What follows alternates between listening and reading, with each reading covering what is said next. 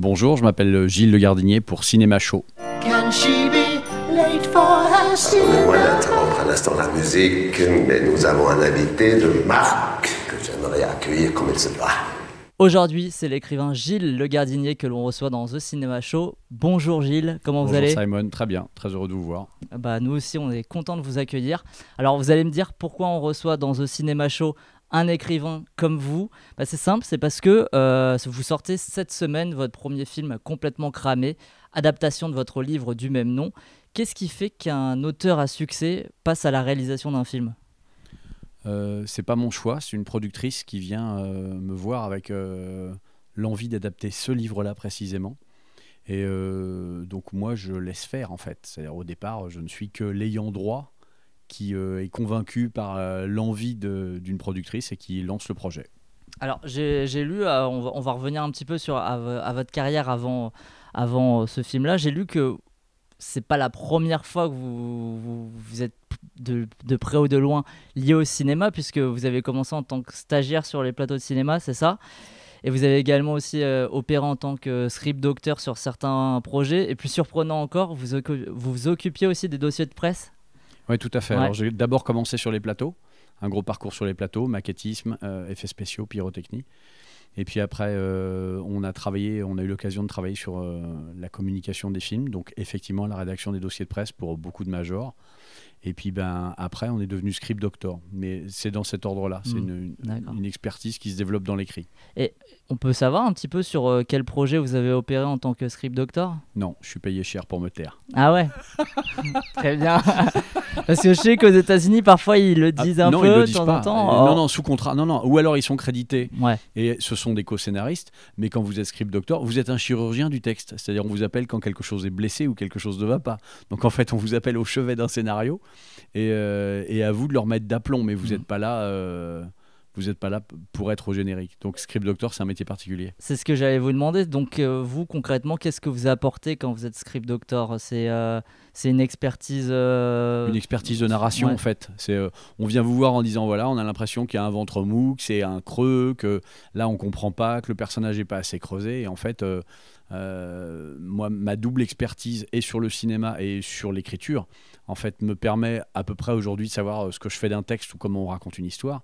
Donc effectivement, quand on ne comprend pas une scène, je le dis. Et puis l'essentiel, c'est pas de dire quel est le problème, c'est comment le résoudre. Vous le faites toujours Non, j'ai plus le temps. Ouais, Non, c'est ce qui j'ai me plus semblait. le temps. Vous avez encore sorti un livre il n'y a pas longtemps aussi. Ouais, Je me demande comment vous faites pour sortir à la fois un livre et un film. J'aime ce que je fais. C'est vrai que ça aide beaucoup.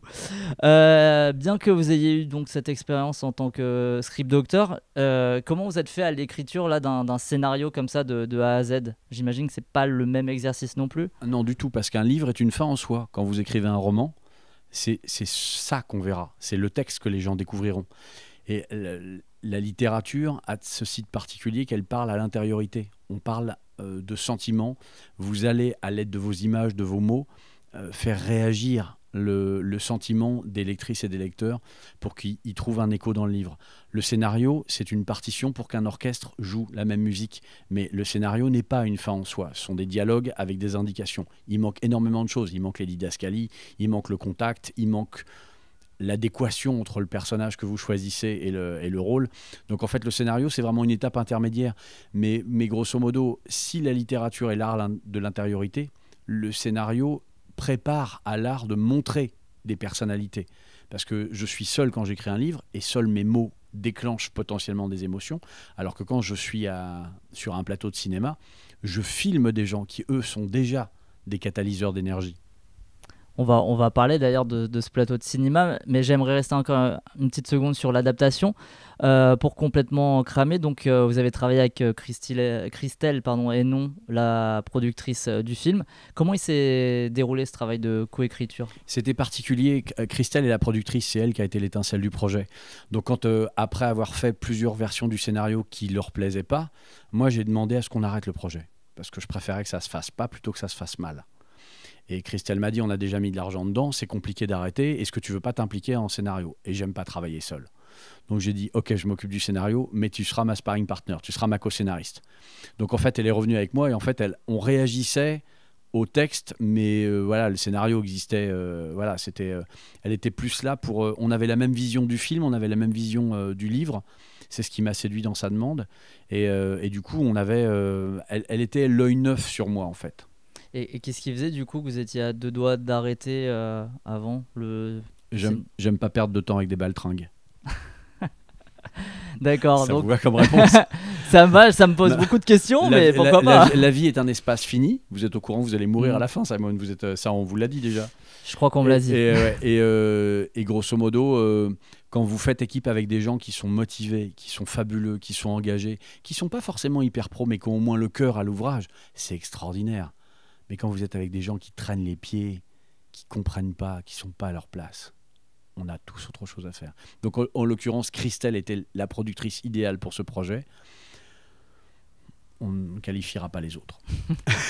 C'est bien, autant les oublier vu qu'ils n'ont pas apporté beaucoup finalement au projet. L'équipe était belle au final. C'est quoi les difficultés d'adapter son propre livre? S'il y en a. Moi, il n'y en a pas eu pour moi, puisque l'expérience que j'avais au niveau du cinéma, par le dossier de presse et par le script doctor, m'obligeait à une mise en service de mon travail pour d'autres gens et d'autres univers. Donc je suis assez souple là-dessus. J'ai été entraîné à travailler pour d'autres. Donc j'avais pas l'espèce de perception complètement romantique d'ailleurs de l'auteur qui d'un seul coup va toucher à son bébé et va le mutiler. Et non, on est là pour faire un travail. On travaille tous pour des gens qui vont payer leur place, venir voir un spectacle. À la base, il y a une émotion qui est sincère, mais après il y a un travail qui doit être réel. Alors, c'est quand même vous qui réalisez le film, donc qui avez pris en charge aussi le projet sur le plateau, tout ça. Est-ce qu'il a été question à un moment que ça soit pas forcément vous qui passiez derrière la caméra? Alors complètement. Au départ, c'était pas moi. C'est-à-dire, je n'écrivais pas, je ne réalisais pas. Puis après, j'écrivais, mais je ne réalisais pas. Et puis, c'était compliqué avec les réalisateurs pressentis. Ça se passait pas bien. Et c'est mes camarades de chez Universal qui m'ont en fait poussé en me disant on me connaît depuis 30 ans. Tu connais les plateaux, tu as la technique, pourquoi c'est pas toi qui réalise? Et on m'a laissé une nuit pour réfléchir, j'ai mal dormi. Et puis le lendemain matin, j'ai dit oui. Et puis après, ça s'est plutôt pas mal passé. Finalement, c'est un juste retour des choses par rapport à votre parcours aussi. Alors, je sais pas parce que c'est un heureux concours de circonstances. Vous savez, en France, il y a souvent des gens qui font parce qu'ils ont la prétention de faire ou qui sont en situation de faire. Moi, je milite pour que ce soit les gens qui ont la compétence de faire qui fassent. Et j'étais pas certain d'être capable de le faire. Donc en fait, tout s'est passé très modestement, très humblement et très progressivement. Donc dès qu'il n'y avait pas de heurts, on passait à l'étape suivante. Aujourd'hui, le film existe, vous l'avez vu, c'est à vous de me dire si j'ai réussi ou non. Mais moi, grosso modo, jusqu'à présent, voilà, tout s'est bien passé. Et sans cette étincelle au départ là, est-ce que vous pensiez que vous auriez fait un film un jour? C'était pas une volonté, je suis un auteur heureux. Je suis venu au cinéma parce que pour moi, c'était le moyen le plus puissant de partager une émotion. Le livre est le moyen le plus intime de partager une émotion. Quand vous écrivez un livre, vous parlez très fort à chacun, seul. Il y a vous et la lectrice ou le lecteur. Le cinéma est le moyen collectif le plus efficace, le plus spectaculaire, le plus profond pour parler à beaucoup de gens en même temps. Moi, ce qui m'a fait venir au cinéma au départ, pour la technique, c'est le souvenir très, très frappant, très marquant dans mon enfance de ce que je ressentais dans une salle. Ce qu'il y avait sur les écrans m'intéressait, mais le fait que des humains viennent s'aligner en randonnion face à un écran pour venir ressentir, ça c'est un truc, ça me bouleverse, quoi. On va parler du casting maintenant de votre premier film. J'imagine que ça doit être quelque chose pour un premier long de pouvoir diriger John Malkovich, Fanny Ardant. Est-ce que ça a été des évidences au tout début du moment du casting ou vous aviez pensé à d'autres personnes? Non, je pense que je suis un des seuls réalisateurs au monde à avoir eu la totalité du casting qu'il rêvait d'avoir. Parce que pour moi, quand on m'a demandé qui pour Andrew, c'était John. Fanny, c'était une évidence. Philippe, c'était une évidence. Émilie, c'était une évidence. Eugénie, c'est devenu une évidence quand je l'ai rencontrée. Honnêtement, non, j'ai eu beaucoup de chance. C'est vraiment. Après, c'est pas moi qui les ai convaincus, c'est mon scénario. C'est-à-dire, c'est vraiment l'histoire qui les a touchés et qui leur a donné envie d'aller défendre ces personnages-là. Mais honnêtement, là aussi, ça a été une succession de miracles. On a mis 7 ans à joindre John Malkovich. 7 années. 7 ans. Fanny, 2 ans. Donc voilà, il fallait tenir, il fallait continuer. Et comment ça a été de travailler avec eux? Comment ça se passait sur le plateau? Alors, je pense pas qu'on puisse diriger des acteurs de ce calibre-là. Je sais pas si des réalisateurs sont assez prétentieux pour oser dire qu'ils peuvent dire à Fanny Ardant, John Malkovich, Philippe Bass ou Emily Dequesne ce qu'ils doivent faire. Je crois à la détection d'acteurs. C'est-à-dire vous devez sentir quelque chose. Le job d'un auteur, c'est d'observer. Le job d'un réalisateur, c'est de ressentir. Et quand vous devez ressentir des personnalités et vous dire qu'il y a une espèce d'écho, une adéquation avec le personnage que vous allez leur proposer. Pour moi, ils apportaient une humanité tous au personnage qu'ils portaient. Émilie, elle était essentielle parce que elle a un personnage qui est difficile au départ. Elle pourrait paraître cruelle, elle pourrait paraître dure, froide, et il fallait que malgré la réalité de son action et de son comportement, on puisse avoir de l'empathie. On puisse avoir exactement, se dire que c'était pas juste une saleté et qu'on allait la détester le reste du film. Philippe, même chose. Philippe Bass, c'était la même chose. Au-delà de l'image facile du garde forestier un peu bourru, un peu terrien qu'il avait, il fallait qu'il ait cette espèce de fragilité, de faille, de douceur, de noblesse qu'avait cet homme qui vit caché au fond des bois. John, honnêtement, voilà, je ne l'ai jamais vu mauvais dans aucun film. Vous pouvez le voir dans Les Liaisons Dangereuses, vous pouvez le voir dans Raid. Le mec, il est parfait. Et il déborde toujours son rôle, c'est-à-dire qu'il amène, il nous fait croire à ses personnages. Et Fanny, la première fois qu'on s'est rencontrés, Fanny, elle m'a demandé pourquoi c'était elle que je voulais. Et je lui ai dit parce que vous me permettez de gagner 10 minutes de film. Avec vous dans le rôle, on aura envie de savoir qui est cette femme, ce qu'elle cache, pourquoi elle est là. Donc non, honnêtement, je les désirais, je les voulais, je savais que c'était les bons. Et ils m'ont dit oui. Donc c'est aussi pour leur persona, ce qu'ils représentent. C'est d'abord leur humanité. Ouais. Je m'en fichais d'avoir des stars. Ok. C'était pas la chasse aux stars. C'était la chasse à la bonne personne pour le bon rôle. Oui, non, mais c'est ce que je voulais dire par rapport à Fanny Ardant aussi. Tant pis, ce sont des stars, c'est pas important, je leur pardonne. Mais ce sont d'abord d'excellents humains et d'excellents comédiens. Ouais. On connaît le caractère, l'amour qu'a John Malkovich pour la France et la langue française. Il habitait aussi en France pendant un certain temps. Mais c'est la première fois, je crois, qu'il joue dans un film où c'est en langue française. Est-ce qu'il y avait une difficulté déjà pour vous à le diriger et aussi même pour lui par rapport au texte? Alors, John parle français, mais le texte est plutôt écrit. C'est-à-dire c'est du langage écrit plus que du langage parlé. Et John c'est quelqu'un d'extrêmement courageux, d'extrêmement professionnel, donc il parle parfaitement français.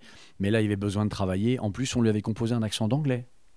Parce qu'on l'oublie, mais c'est un Américain. Oui. Ouais. Donc John est capable de ça. Il a appréhendé. C'est une des composantes du projet qui l'intéressait. Il m'a dit que sur ce projet, il a parlé en français. Il a travaillé en français plus que sur la totalité des autres projets réunis qu'il a eu en français. Donc c'était un gros travail pour lui. Mais bon, sa voix, franchement, vous l'avez entendu parler. C'est majestueux. Quand il parle à Fanny, il y a quelque chose, quoi. Ouais, c'est vrai qu'il est aussi beaucoup connu pour ça.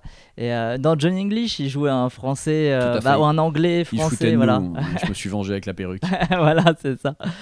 On va passer un petit peu à l'aspect visuel de votre film. C'était quoi vos intentions de réalisation? Parce que pour un premier film, on s'attend aussi à découvrir votre cinéma, comment vous allez mettre en scène tout ça. Donc vous, c'était quoi vos intentions? J'ai pas de tic de mise en scène. C'est l'univers de l'histoire qui colle. Vous fabriquez l'écrin où vont briller ces joyaux. Donc en fait, pour moi, pour cette histoire-là, c'était un lieu hors du temps, mais pas poussiéreux, un lieu qui échappe à la modernité, mais qui est dans notre époque quand même. Donc il fallait absolument tout doser, que ce soit les interrupteurs, les lampes de bureau, les meubles. Il y avait un côté pas vieillot, mais ancien, qui était, on va dire de temps en temps, paillé, qui était un peu contredit par des objets très modernes. Et pour moi, je voulais quelque chose qui soit de l'ordre de la fable. C'est-à-dire une lumière un tout petit peu plus jolie que dans la réalité, un château un tout petit peu plus stylisé, des vêtements un tout petit peu plus simplifiés. Donc j'allais vraiment vers la fable, pour moi. Vous aviez parlé du rapport entre livre et cinéma, comment ça touchait le spectateur ou le lecteur. Il y a aussi le côté de la comédie. Une comédie, ça s'écrit pas à l'écrit, ça ne se gère pas de la même façon qu'à l'écran. Comment vous êtes-vous adapté à cette contrainte-là? Expliquez-moi. Il n'y a pas un rythme, il y a le rythme visuel aussi à prendre en compte dans une comédie, il y a le fait d'entendre aussi les choses, alors que quand on lit, c'est c'est le lecteur qui se fait Alors, je sa comprends ce que propre vous voulez dire. musique en fait. Mais en fait, quand vous tournez, quelle que soit la vitesse à laquelle vous tournez, quel que soit le sujet que vous tournez, vous devez être à la vitesse de la vie, à la vitesse de la réalité. Donc en fait, les choses qui font rire sont souvent des choses plus rapides. Donc quand vous faites une blague à quelqu'un, si vous lui faites un mauvais coup et que vous le faites lentement, c'est moins drôle que si vous le faites vite. Donc en fait, l'action elle-même, l'intention que vous avez par rapport au développement de l'intrigue, dicte son rythme. Donc en fait, c'est quelque chose de très instinctif, de très... Et après, si vous êtes un rude blagueur, vous savez que plus la porte claque fort et vite dans la tête de votre pote, et plus c'est drôle. Donc en fait, vous y allez... Après, c'est une question d'instinct. Qu'est-ce qui fait que vous êtes ému? Qu'est-ce qui fait que vous êtes amusé? Qu'est-ce qui fait que vous êtes touché par un comédien? C'est vraiment une question d'instinct. Moi, mon premier job, c'est de m'assurer que la vibration que moi j'ai en moi fonctionne. Mais il n'y a pas de règle. Il y a des gags qui sont fabuleux dans l'histoire du cinéma parce qu'ils ont pris le contre-pied, qui sont extrêmement lents. Chaplin a tout inventé, mais après, quand vous êtes au moment de raconter une histoire, il ne faut pas vous demander ce qu'ont fait les autres. Il faut que vous le fassiez, vous, de tout votre cœur. J'imagine que lorsque vous aviez écrit Complètement cramé il y a plus de 10 ans maintenant, vous aviez déjà des images en tête. Est-ce que vous avez réussi à retrouver visuellement ces images que vous avez ou vous avez essayé de complètement vous détacher de ça? Alors pas du tout. Quand j'écris, je ressens. Je ne vois pas. Okay. C'est-à-dire que par exemple, je ne décris pas beaucoup mes personnages dans mes livres et je sais que beaucoup de camarades le font, mais moi je ne le fais pas. Je n'imagine pas un acteur dans un de mes personnages parce que c'est le meilleur moyen de vous enfermer. Au moment où vous créez un personnage, il doit être libre d'exister dans toutes ses dimensions. Si jamais vous lui collez la tête de quelqu'un de connu ou la tête de même quelqu'un que vous connaissez, finalement, vous vous enfermez déjà. C'est la négation de la création, c'est la négation de la liberté. Donc non, je n'ai pas retrouvé quelque chose, je ne cherchais pas ça. C'est le château, je ne savais pas que je le rencontrerais. C'est le 6e personnage du film. On en a vu 122. C'est l'avant-dernier. Ma productrice, elle tombait dans les pommes chaque fois que je lui disais on ne va pas prendre celui-là non plus. Mais grosso modo, c'est quand vous bâtissez une histoire que vous allez filmer, vous allez donc aller chercher quelque chose que vous prenez à des gens ou à des lieux. À chaque fois, c'est une affaire de rencontre. Donc là, c'est vraiment le fait de trouver le château comme ça au dernier moment, c'est ça. On n'en aurait pas trouvé. Les 2 derniers n'auraient pas été les bons. On aurait recherché ailleurs. Je ne sais pas ce qu'on aurait fait. Mais j'ai l'espèce de foi joyeuse des innocents. Je ne me dis pas qu'un jour John va me dire non. Ou, j'y vais avec mon enthousiasme et ma sincérité. Et puis jusque-là, ça s'est plutôt bien passé. Et quand là vous voyez le résultat de votre film, tout ça, vous vous sentez comment? Vous êtes satisfait? Vous avez des regrets? Vous repensez à des choses que vous auriez voulu faire? Non, j'ai pas de regrets. J'ai fait tout ce que j'ai pu avec ce que j'avais. J'ai un casting extraordinaire. J'ai coutume de dire que si le film est mauvais, c'est ma faute. Et si le film est bon, c'est grâce à eux. Parce que je les trouve absolument extraordinaires. Mais aujourd'hui, non, j'ai pas... Le film ressemble à ce que j'espérais. Cette brochette de comédiens et de comédiennes fabuleuses donne les sentiments que j'espérais. Et puis depuis quelques temps, on montre le film au public et je ne suis pas le seul à penser ça. Donc honnêtement, je suis toujours serein. Vous savez, j'ai été élevé au livre. Je sors un livre par an. Il n'y a que votre nom sur la couverture. Vous ne vous appuyez pas sur d'autres talents que le vôtre, si tant est que vous en ayez. Je suis habitué à tout prendre, le bien et le moins bien dans la tête moi-même. C'est reposant un film, hein. Vous êtes une équipe, on est 85, hein. Dont 4 stars. Ouais. Mais c'est quand même vous qui prendrez la responsabilité si... Ah, complètement. Ouais, complètement. C'est un peu comme une équipe de foot, l'entraîneur qui prend tout, les joueurs. Oui, sauf que c'est eux qui ont joué là. Moi j'étais sur le terrain avec eux. Selon vous, il s'adresse à qui ce film-là? C'est à vos fans ou c'est aussi pour essayer de d'étendre votre public déjà de base qui est déjà nombreux? Alors il n'y a pas de stratégie dedans, je ne travaille pas pour mes fans, je ne sais pas qui sont mes fans. Avec Demain j'arrête, j'ai récupéré les jeunes femmes, et Soudain tout change, j'ai récupéré les lycéens. Mais je ne l'ai pas calculé, j'écris des histoires auxquelles je crois et après les gens, si je vais même vers le thriller, personne ne fait ça. Vous n'avez aucun auteur qui écrit à la fois des comédies dites sentimentales et des thrillers. Citez-moi un, personne ne fait ça. On ne s'habille pas tous les jours de la même façon, on ne mange pas tous les jours de la même chose. Pourquoi un auteur devrait-il se cantonner à des produits? Je ne suis pas un produit. Je suis un humain qui essaie de proposer des choses auxquelles il croit. Mais j'ai pas de calcul. Faut demander au libraire qui me lit et faut demander au directeur de salle qui me regarde. Mais moi, j'ai pas la réponse à ça. Et dans le cinéma, du coup, ça sera aussi votre mantra de pouvoir passer d'un style à l'autre. Alors pour le coup, je vais rester le même bonhomme. Faire ce que je crois du mieux que je peux avec des gens que j'aime, que j'admire et qui ont envie de marcher dans le même sens que moi. Je ne crois qu'à ça. Est-ce que vous avez eu des références pour la réalisation du film? Vous avez pensé à d'autres œuvres ou pas du tout? Non. Alors, j'existe depuis 57 ans, donc j'ai vu pas mal de films, surtout que je suis cinéphile. J'ai travaillé sur des plateaux.